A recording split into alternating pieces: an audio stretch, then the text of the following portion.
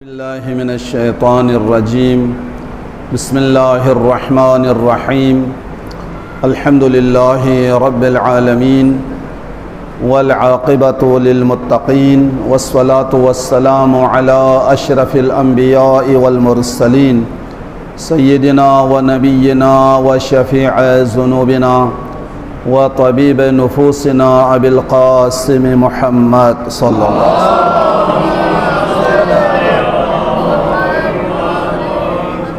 وعلى أولاده الطيبين الطاهرين المعصومين الذين أذهب الله عنهم الرجس وطهرهم تطهيرا.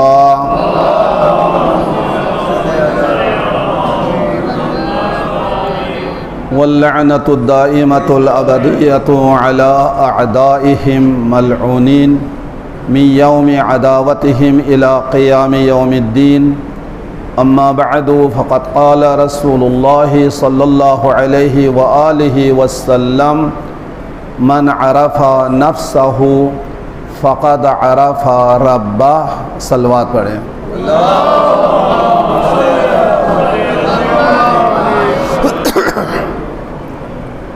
اللہ تعالی ہماری نماز، دعا، صدقہ، خیرات اپنے بارگاہ میں قبول و منظور فرمائیں. سیکھنے میں شرم نہیں آنی چاہیے، اسی لیے معصوم فرماتے اطلب العلم من المہد الی اللحد. ٹھیک ہے، علم حاصل کرو گود سے گور تک. تو ہمیشہ انسان شاگرد رہنا چاہیے، عالم بننے کی کوشش نہیں کرنا چاہیے. آیت اللہ خمینی جیسے بلند تر ہستی فخر کرتے تھے کہ میں ان شاگردوں میں سے ایک شاگرد ہوں. ہر ایک عالم نہیں ہوتا. ہمارے وضو میں، ہمارے نماز میں غلطیاں ہو سکتے ہیں. اگر کوئی چاہتے ہیں کہ میری نماز درست ہو تو اس کو خود چاہیے کہ چیک کر لے تاکہ ٹکرے نہ ہو، نماز ہو. میں نے دیکھا نہیں ہے، میں نے عموماً علماء سے سنا ہے جب یہ مجتہدین کا جو دربار ہوتے ہیں، بڑے بڑے علماء آیت اللہ، تو وہ خواہش کرتے ہیں میں سورہ الحمد پڑھتا ہوں، آپ لوگ سن لیں. وہ اپنے اصلاح کرنا، ایک آیت اللہ ہو کر وہ سورہ حمد کی تلاوت کرتے ہیں، تو پھر جب ظاہر ایک مجتہد ہے تو پھر سارے احسن کہہ کر ان کو داد دیتے ہیں. کوئی سورہ قدر سناتے ہیں. ہمارے اندر بھی یہ جذبہ پیدا ہو جائے تو ہماری نماز کبھی غلط نہ ہو جائے. اب دیکھو نا، کتنے دیر سے میں آپ کو وضو کے مسئلہ بھی بتاتا رہا ہوں، طریقے بتا رہا ہوں، اور ابھی یہ تیمم ہے. تیمم مشکل ہے ہم لوگوں کے لیے. اب میں کسی سے کہہ دوں نا تیمم کر کے دکھاؤ تو بڑا مشکل ہوتا ہے. تو ان کو سیکھنے کی ضرورت ہے. ہمارے مجالس، ہمارے محافل، ہمارے معصومین کی ولادتیں، شہادتیں، یہ ہمیں بہترین موقع ان پاک ہستیوں کے صدقے میں ہمیں دین سیکھنے کا بھی موقع ملتا ہے، سننے کا بھی موقع ملتا ہے. لہٰذا ان چیزوں کا جاننا ضروری ہے. وضو میں نے عرض کیا تھا 5 چیزیں واجب ہے. اول نیت واجب ہے. اس کے بعد چہرے کا دھونا، ہاتھوں کا دھونا. 3 سر کا مسح اور پاؤں کا مسح. یہی وضو ہے. سر کا مسح اور پاؤں کا مسح کے لیے اعضائے وضو کا خشک ہونا ضروری ہے. اگر اعضائے مسح تر ہو تو مسح صحیح نہیں ہے. لیکن جو دھونے والے اعضاء ہے اس کا خشک ہونا ضروری نہیں ہے. بے شک تر ہی کر کے آپ پانی ڈالیں. مثال کے طور پر آپ پہلے چہرہ دھو لیا تو تر کر لے. جب تر ہوگا تو پانی جلدی ہر جگہ پہنچ جائے گا، آسان ہو جائے گا. تو چلو بھر کے، ابھی افتخار صاحب نے کہا ادھر سے ادھر نہیں لاؤں گا، آپ بے شک ڈائریکٹ بائیں ہاتھ سے پانی لے لے. جہاں سے وضو شروع ہوتا ہے یہ اوپر سے ڈالے، پانی اوپر سے ڈالے، انگلیاں کھول کے رکھے یہ پانی جو آپ ڈالتے ہیں یہ سیدھا آپ کے انگلیوں سے نیچے ٹپک جائے تو آرام سے ہاتھ پھیر لے. عموماً لوگوں کے یہ جگہ کھردرا سا ہو جاتا ہے, یہ تھوڑا تسلی کر لے. یہ بہت اچھا کہ ان دونوں نے وضو صحیح کیا ہے. تو عموماً میں بھی دیکھتا ہوں بس یوں کیا اور کیا, مٹھی بند کر کے پانی ڈال لیا. اس طرح نہ کرو, ہاتھ بالکل کھلے رکھو, اوپر سے پانی ڈالو, نیچے سے پانی گرے اور آرام سے آپ ہاتھ پھیر لو. ٹھیک ہے, اسی طرح دونوں ہاتھ. اگر انگوٹھی ٹائٹ ہے تو ان کو ہلانا ضروری ہے یا اتار لے. انگوٹھی اتار کر اگر وضو کرے تو زیادہ بہتر ہے. اگر نہیں اتارتے تو اس کو ہلا کے اس کے نیچے پانی پہنچانا ضروری ہے. لیکن تیمم میں انگوٹھی اتارے بغیر تیمم صحیح نہیں ہے. تیمم میں کتنی چیزیں واجب ہے؟ 4 چیزیں. پہلے نیت, اس کے بعد پیشانی سے لے کر ابرو تک ہاتھ پھیرنا. میں یہ دوبارہ بتا دیتا ہوں. یہ اتارنے کے بعد آپ کس چیز پر ہاتھ تیمم صحیح ہے؟ مٹی, اگر مٹی نہیں ہے تو ریت نہیں ہے تو یہ اینٹیں, اس کے اوپر گرد و غبار, ان پر آپ تیمم کر سکتے ہیں. کچھ بھی نہ ملے, رضائی ہے, کمبل ہے, اس کو جاڑ لو. اس سے تھوڑا بہت بھی اگر مٹی کا غبار اٹھے تو اسی پر بھی تیمم صحیح ہے. جب تک مٹی ہے ریت پر بھی نہ کرے, وہ زیادہ فضیلت ہے. مٹی نہیں ہے, ریت ہے تو ریت پر کرے. جب تک ریت ہے تو پتھر پر نہ کرے, وہ زیادہ بہتر ہے. مٹی بھی نہیں ہے, ریت بھی نہیں ہے تو آپ بے شک پتھر کے اوپر کر لے. ٹھیک ہے, تو گرد و غبار پر کر لے. یہ جہاں تیمم, جس چیز پر تیمم صحیح ہے ہاتھوں کو ملا کر اس کے اوپر مار دے. نیت کیا کرنا ہے؟ وضو یا غسل کے بدلے میں تیمم کرتا ہوں واجب قربتاً الی اللہ, یہ نیت کر کے مارو پورے پیشانی کے اوپر. یہ ہتھیلی آنا چاہیے پورے پیشانی کے اوپر. پھیر لو بے شک, اٹھا لو. یہ ادھر سے آپ ادھر رکھو ہاتھ. اس کے بعد ہاتھ کو ڈھیلا چھوڑ دو. یہ دیکھو, یوں نہیں, عموماً کرتے یوں, یہ نہیں. ہاتھ کو بالکل ہاتھ کے پشت پر پورا ہاتھ آنا چاہیے ڈھیلا چھوڑ کے. اس کے بعد دائیں ہاتھ سے بائیں کے ہاتھ کے اوپر. یہ تیمم ہے. تیمم 1 منٹ بھی نہیں لگنا ہے, بلکہ 2 سیکنڈ میں تیمم ہو جاتا ہے.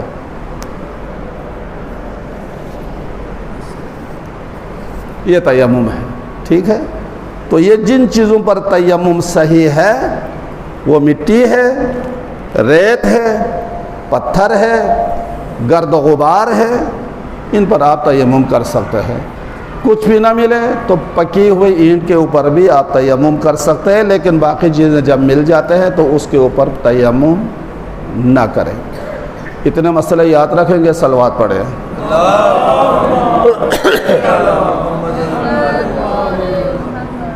آج یہ مجلس برائے ایصال ثواب ڈاکٹر صاحب کے سسر ہے سید ارشد حسین رضوی مرحوم کے لیے, اور جس کے لیے بھی اگر مجلس ہو اس میں ڈاکٹر صاحب کے والدین ہمیشہ شریک ہے.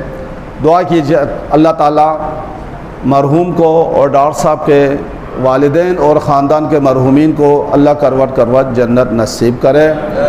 اور یہ جو حدیث قصہ کی بھی تلاوت آج حاجی وحید صاحب نہیں تھے, اللہ ان کے مرحومین کو بھی عطا کرے اور ان کے مرحومین کو بھی عطا کرے. ان پاک ہستیوں کا صدقہ جن کا ابھی حدیث قصہ میں پنجتما کا ذکر ہوا ہے, آپ سب کو ہر قسم کی پریشانیوں سے محفوظ فرمائے, اور اس مسجد میں آنا, نماز پڑھنا, مجلس سننا قبول و منظور فرمائے. مل کر بلند آواز سے صلوات پڑھیں.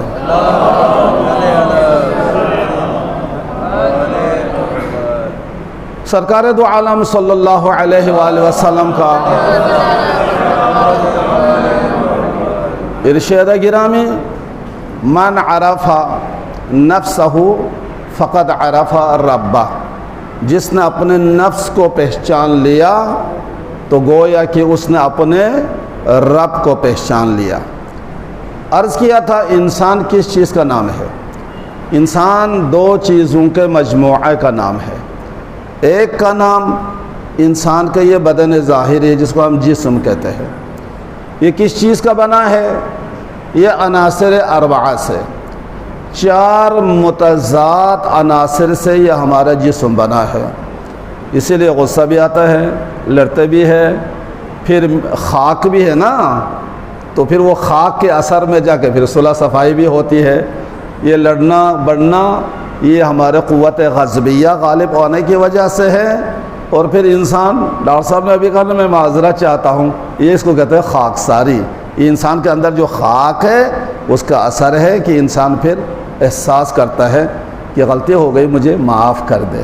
تو ایک انسان کا ہے جسم ہے، یہ جسم عناصر اربعہ سے بنا ہے، اور دوسرا نفس، یہی نفس، اسی کو روح کہو، اسی کو عقل کہو، اسی کو جان کہو، یہ عالم ملکوت سے اس کا تعلق ہے۔ اس کے اصل پاک و پاکیزہ ہے، اور اس کا تعلق عالم ملکوتیت سے ہے۔ ان دو چیزوں کا نام انسان ہے، روح اور جسم، نفس یا جسم، عقل جسم۔ انسان کا جسم کیا ہے؟ فانی ہے، ٹھیک ہے، یہ فنا ہونا ہے۔ انسان کو فضیلت انسان کے جسم کی وجہ سے ہرگز نہیں ہے۔ انسان کو اگر اللہ نے فضیلت دیا ہے، وہ انسان کو اللہ نے اس روح اور نفس کی پاکیزگی کی وجہ سے فضیلت عطا کی ہے۔ اگر ہم نے اپنے نفس کو پاک نہیں رکھا تو پھر ہم میں اور حیوانات میں کوئی فرق نہیں ہے، بلکہ ہم حیوانات سے بدتر ہو جاتے ہیں۔ وہ بھی فانی ہے، ہم بھی فانی ہیں، جسم ان کے بھی خاک میں ملنا ہے، ہمارے بھی خاک میں مل جانا ہے، کوئی فرق نہیں ہے۔ لہٰذا انسان کا جسم فانی ہے، مٹی کا بناتا ہے، مٹی میں چلا جائے گا، لیکن یہ جو روح ہے، جو نفس ہے، اس کے لیے بقا ہے، فنا نہیں ہے۔ آج کسی کی ایصال ثواب کے لیے ہم مجلس کرتے ہیں تو اس کے جسم کے لیے نہیں کرتے، اس کے روح زندہ ہے، اس کے نفس زندہ ہے۔ جس کو آپ انسان کہتے ہیں وہ زندہ ہے، وہ آج بھی ہمارے محفل میں آ سکتے ہیں، آج بھی ہمارے ساتھ ملاقات بھی ہو سکتے ہیں خواب میں، اس لیے وہ ابھی زندہ ہے۔ لہٰذا جس طرح انسان کے جسم کے لیے بیماری ہے، روح کے لیے بھی بیماری ہے، جس طرح انسان کے جسم کے لیے لذت ہے، روحانی بھی لذت ہے، جس طرح ہمارے جسم کے لیے تکلیف ہے، ہمارے روح کے لیے بھی تکلیف ہے۔ اب اگر جسم بیمار ہو جائے اور علاج کی طرف سستی کرے، کمزور ہو جائے گا نا، اور بالکل علاج نہ کرے تو اللہ کو پیارے ہو جائیں گے۔ جسم بیمار ہو جائے تو اگر اس کے علاج میں سستی کرے تو ہلاکت کی طرف رجوع کرے گا۔ جسم کی بیماری ہے، جسم کے لیے لذت ہے، جسم کے لیے مشقت ہے، جسم کے لیے خوشی ہے، اسی طرح روح کے لیے بھی بیماری ہے، اور روح کے بیماری کا بھی علاج ہے، جس طرح جسمانی بیماری کا علاج موجود ہے۔ اور اگر جسمانی امراض کے علاج کی طرح متوجہ نہ ہو تو انسان ہلاک ہو جاتا ہے۔ اگر روح کی بیماری کا بھی بروقت علاج نہ کرے تو وہ انسان روحانی طور پر ہلاک ہو جاتا ہے۔ لہٰذا جس طرح اس کے لیے علاج ہے، اس کے لیے بھی علاج ہے۔ جسمانی امراض کا علاج اور روحانی امراض کا علاج الگ الگ ہے۔ یہاں روحانی علاج کیا ہے اور بیماری کیا ہے؟ یہ بری عادتیں، یہ بری خصلتیں، یہ بری صفتیں، یہ تمام انسان کے اخلاقی بیماریاں ہیں، اور اس کا علاج کیا ہے؟ اخلاق حسنہ، اپنے اندر پسندیدہ صفات پیدا کرنا۔ انسان با اخلاق ہونے سے انسان کے اندر کی جو روحانی امراض ہے وہ خود دور ہو جاتے ہیں۔ لیکن مومنین، کتنے تعجب کی بات ہے کہ انسان اپنے اوقات عزیز کو، پورے ہمارے قیمتی اوقات کو اس فنا ہونے والے جسم کے صحت کے لیے کوشش کرتے ہیں، اس فانی جسم کے علاج کے لیے، اس کو صحت حاصل کرنے کی ہم بھرپور کوشش کرتے ہیں. ہم پریشان ہو جاتے ہیں میرا جسم بیمار نہ ہو جائے. ٹھیک ہے، نتیجہ کیا ہے؟ میٹھی چیزوں سے آپ پرہیز کریں گے، نہیں شوگر ہو، شوگر کے بڑھنے کا خوف ہے تو میٹھی چیزوں سے ہم دور ہو جاتے ہیں. مرغن چیز ہے جی کھائے، نہیں ہارٹ کی بیماری ہے، اس سے بھی آپ پرہیز کریں گے. یہ مسالے زیادہ ہے جات، لہٰذا میں نہیں کھانا، کیوں؟ میرا معدہ خراب ہے. ہم شوگر سے پرہیز کرنے کے لیے، بچنے کے لیے میٹھی چیزوں سے پرہیز کرتے ہیں. ہم دل کی بیماریوں سے بچنے کے لیے مرغن چیزوں سے پرہیز کرتے ہیں. ہم پیٹ کی بیماریوں سے بچنے کے لیے ہم مسالہ والے کھانوں سے ہم پرہیز کرتے ہیں. اور ڈاکٹر اور حکیموں کے باتوں کو اطاعت سمجھ کر، واجب الاطاعت سمجھ کر، ناگوار سے ناگوار دوائی کھانے کے لیے بھی تیار ہے یا نہیں؟ تلخ سے تلخ گولیاں کھانے کے لیے ہم تیار ہیں.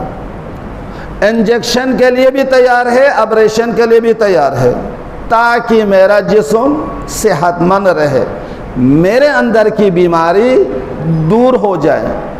تو اس دنیاوی حکیم اور طبیبوں کے باتوں کو اطاعت سمجھ کر ہم مکمل عمل کر دیتا ہے، لیکن اس روحانی بیماری کا ہم کبھی علاج کے لیے سوچتے ہی نہیں ہے.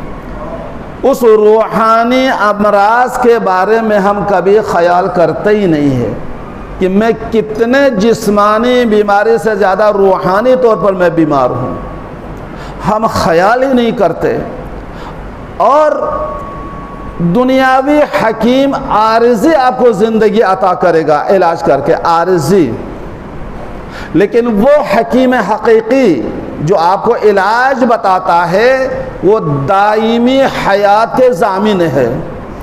مگر دنیاوی حکیم اور طبیبوں کے باتوں کو اطاعت سمجھ کر مکمل عمل کر کے ہم کڑوی سے کڑوی دوائی کھانے کے لیے تیار ہیں، ہم انجیکشن لگوانے کے لیے بھی تیار ہیں، ہم چیر پھاڑ کے لیے بھی تیار ہیں، آپریشن کے لیے.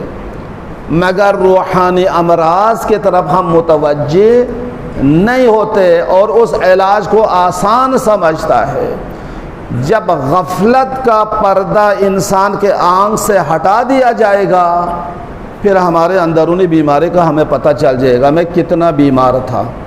لیکن جب غفلت کا پردہ اٹھ جائے گا، یاد رکھے پھر دوا پر دسترس نہیں ہوگا. اس لیے خالق کائنات ہمیں ارشاد فرما رہے ہیں لقد كنت في غفلة من هذا. اے انسان ابھی تک تو غفلت میں رہا، تم نے اپنے روحانی امراض کا علاج ہی نہیں کیا، تم نے پرواہ ہی نہیں کیا. فَكَشَفْنَا عَنْكَ غِطَاءَكَ، آج ہم نے تمہارے آنکھوں سے پردہ ہٹا دیا ہے. فَبَصَرُكَ الْيَوْمَ عَلَيْكَ حَدِيدًا، آج تم اپنے امراض روحانی کو خود اپنے آنکھوں سے دیکھ لے.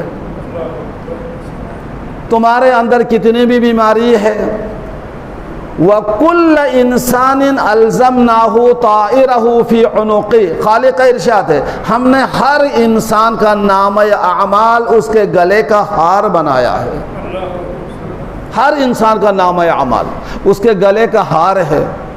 وَنُخْرِجُ لَهُ يَوْمَ الْقِيَامَةِ كِتَابًا يَلْقَاهُ مَنْشُورًا، اور ہم اس کتاب کو قیامت کے دن ایک کتابی شکل میں اس کے سامنے کھول دیں گے.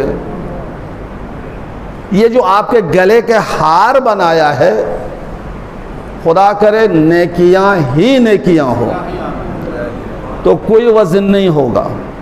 اگر خدا نخواستہ وہ بیماری ہی بیماری ہے تو اتنا وزنی ہوگا، انسان سمجھے گا 7 آسمان 7 زمین کو میرے گلے میں لٹکا دیا. وَنُخْرِجُ لَهُ يَوْمَ الْقِيَامَةِ كِتَابًا يَلْقَاهُ مَنْشُورًا، اور ہم اس کتاب کو جو تمہارے گلے کا ہار بنایا ہے قیامت کا دن کھول دیں گے. اور کیا ہوگا؟ اقرأ کتابک، تم اپنے نامہ اعمال کو خود پڑھ لو. کفا بنفسک الیوم علیک حسیبا، آج تمہارے محاسبہ کے لیے یہی کتاب کافی ہے. کیا ہوگا ہمارا مومنون، کیا حال ہوگا جنہوں نے آخرت سے آنکھیں بند کر کے، جنہوں نے امراض جسمانی دور کرنے کی کوشش کی، امراض روحانی کو دور کرنے کی کوشش نہیں کی، وہ غفلت میں رہے، پرواہ ہی نہیں کیا. جب خالق کو کتاب کھول کر سامنے پیش کریں گے، اقرا کتابک، اپنا نوشتہ خود پڑھ لے، آج تمہارے محاسبہ کے لیے کافی ہے.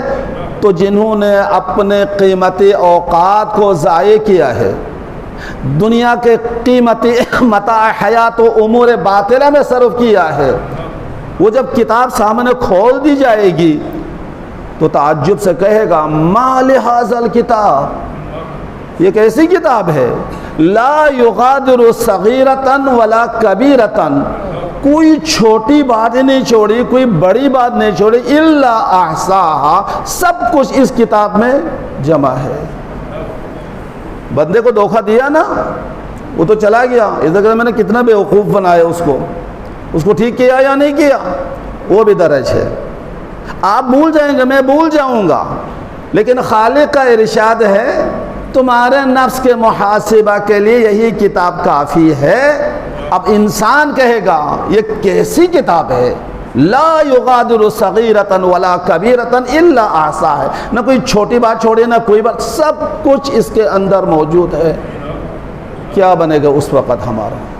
اس لیے ہمارے ائمہ، ہمارے ہادیان دین ہمیں نصیحت کرتے ہیں، معصوم فرماتے ہیں کیوں اپنے محاسبہ کو قیامت کے لیے چھوڑتے ہو، کہ قیامت کے دن تمہاری کتاب تمہارے سامنے کھول دی جائے گی تو اس وقت محاسبہ کرو. کیا اس محاسبہ سے کوئی فائدہ ہے؟ اسی لیے سرکار امام جعفر صادق علیہ السلام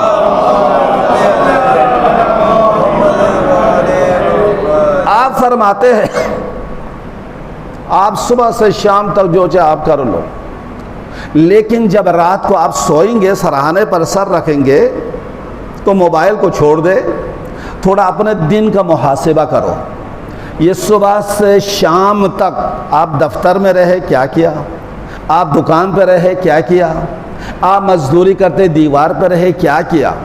صبح سے شام تک اپنا محاسبہ کر لو. کسی کو دکھ تو نہیں دیا، کسی کو گالی دے کر اپنی زبان کو نجس نہیں کیا، کسی کا حق پر ڈاکہ تو نہیں ڈالا، کسی کے لیے کوئی اچھا کام کیا ہے، کسی یتیم کی سرپرستی کیا ہے. انسان اپنے پورا دن کا محاسبہ کرو. معصوم فرماتے ہیں جب رات کو تم سرہانے پر سر رکھو تو اپنے پورا دن کا محاسبہ کرو، کتنا کام اچھا کیا، کتنا کام برا کیا، کتنا کام اس دنیا کے لیے کیا اور کتنا کام آپ نے آخرت کے لیے کیا. جب رات کو آج کے دن کا محاسبہ کرے گا، ساری غلطیاں سامنے آئیں گی تو آنے والا دن میں یہ غلطیاں دوبارہ نہیں دہرائیں گے. پھر انسان ہوشیار ہو جائے گا، نہیں مجھ سے غلطی یہ ہو گئی، یہ غلطی کل نہیں کروں گا. لہٰذا معصوم فرماتے ہیں وہ مومن نہیں ہے جس کا کل سے آج بہتر نہ ہو، جس سے کل سے آج بہتر نہ ہو وہ مومن نہیں ہے. لیکن مومن اس وقت مومن ہوگا کل سے آج بہتر اس لیے ہوگا کہ شام کو اگر وہ سرہانے پر رکھ کر اپنے دن کا محاسبہ کرے گا تو اگلے دن یہ غلطیاں نہیں دہرائیں گے. اسی لیے سرکار امام موسیٰ کاظم علیہ السلام پھر بھی صلوات پڑھے اس پر.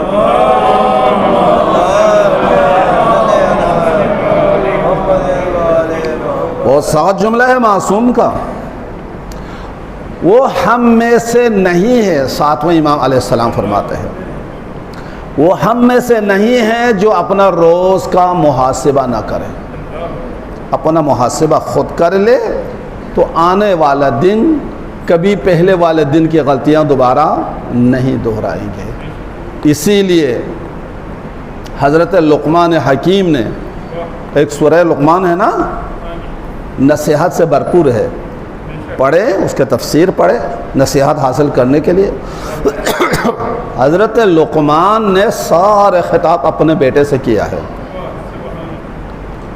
مولا کائنات امیر المومنین علیہ الصلوۃ والسلام نے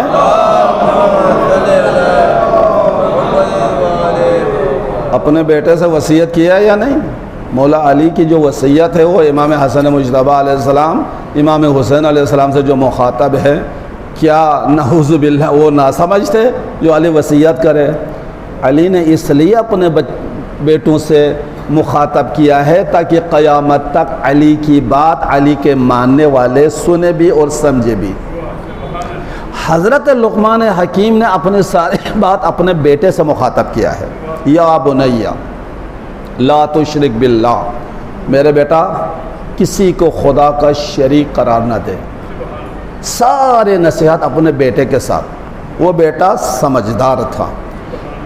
خطاب اپنے بیٹے سے کیا حضرت لقمان نے، اور قیامت تک قرآن میں ان کے تمام نصیحتوں کو محفوظ ہمارے لیے اللہ تعالیٰ نے ایک تحفہ دیا، ٹھیک ہے؟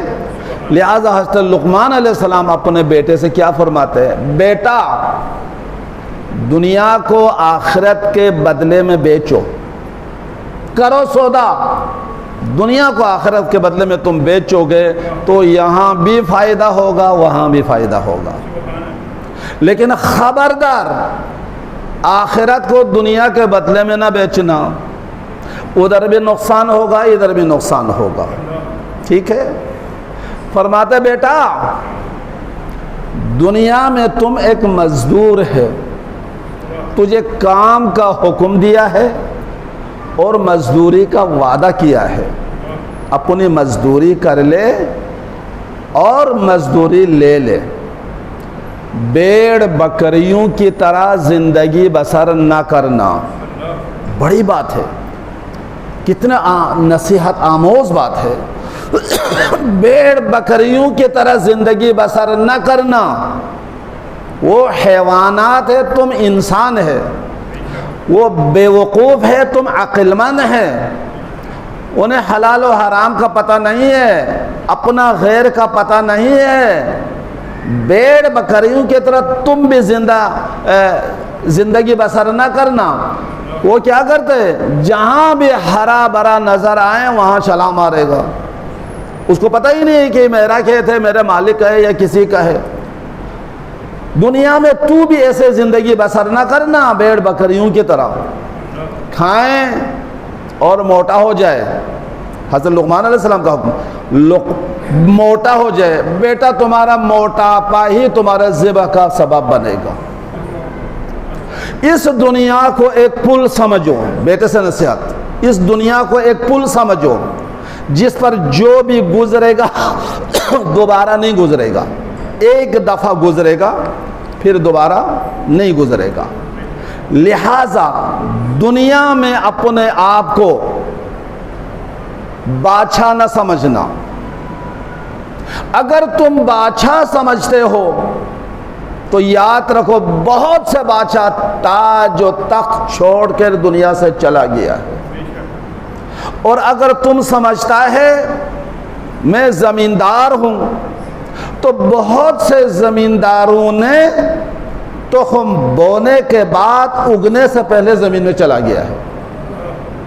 لہذا یہ زمین وہی زمین ہے جس پر آج تم چل رہے ہو، پہلے لوگ بھی چلے ہیں، آج تم نہیں، اور تمہارے بعد اور بھی لوگ آئیں گے زمین پر چلیں گے۔ یہ سامان وہی سامان ہے، آج تمہارے پاس ہے، تم سے پہلے کوئی اس کا مالک تھا اور تمہارے بعد بھی کوئی مالک ہوگا۔ لہٰذا اس دنیا کے لیے زندگی بسر نہ کرنا، یہاں رہنے کی کوشش نہ کرنا، یہ رہنے کی جگہ نہیں ہے، یہ آخرت کے لیے تمہارے لیے کمانے کی جگہ ہے۔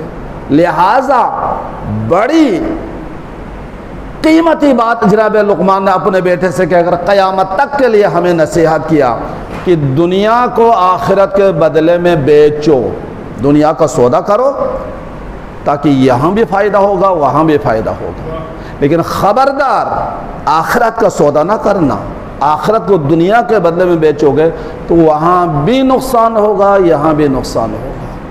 مومنین، یہ جو انسان دنیا میں آئے ہیں نا آدم سے لے کر، ان انسانوں میں بہت سے قلیل انسان ہے کہ جنہوں نے دنیا کو بیچا ہے آخرت کے بدلے میں، اور دنیا کی آبادی کا 90% وہ لوگ ہیں کہ جنہوں نے آخرت کو بیچا ہے دنیا کے بدلے میں، جس کا نتیجہ کیا ہوا؟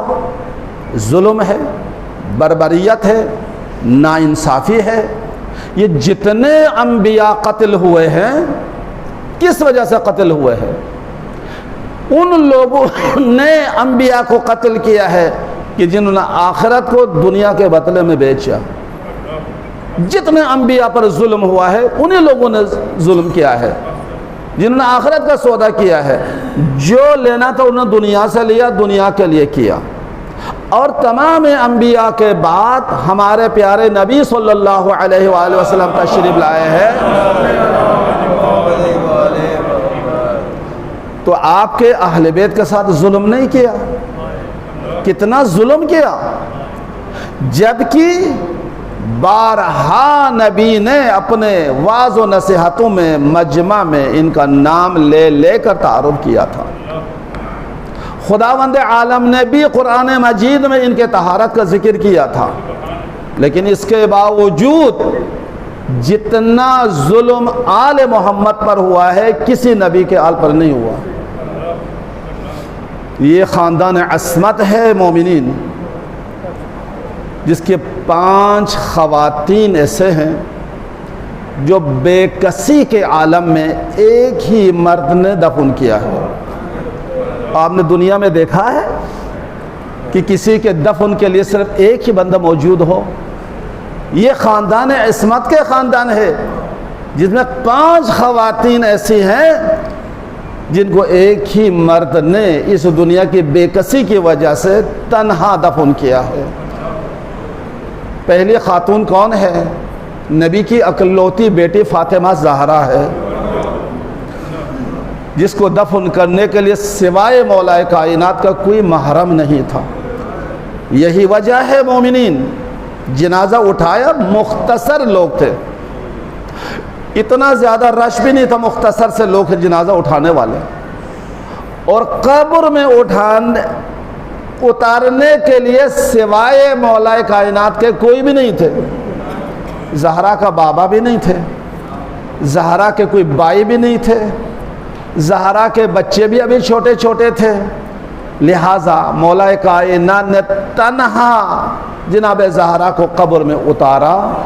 لیکن آپ کو پتہ ہے جب ہم قبر میں اتارتے ہیں تو نیچے سے بھی کوئی اٹھانے کے لیے ہوتے ہیں نا۔ علی نے بطول کو قبر میں اتارا، 2 ہاتھ قبر سے بلند ہوا اور کہا یا علی میری امانت مجھے دے دے۔ پہلی خاتون جناب زہرا ہے جس کو تنہا مولا کائنات نے دفن کیا ہے۔ دوسری خاتون جس کو تنہا دفن کیا ہے وہ اکبر کی ماں لیلا ہے۔ کیسے خاتون ہے، کیسے صابرہ خاتون، جس کا بیٹا علی اکبر ہو، اور کیسے زندہ رہی وہ ماں جس کا جوان بیٹا سامنے شہید ہو، جس کا سر نوکے نیزے پر بلند ہو، اور ماں نیچے سے جوان بیٹے کے سر کو دیکھتی گئی، برداشت کیا۔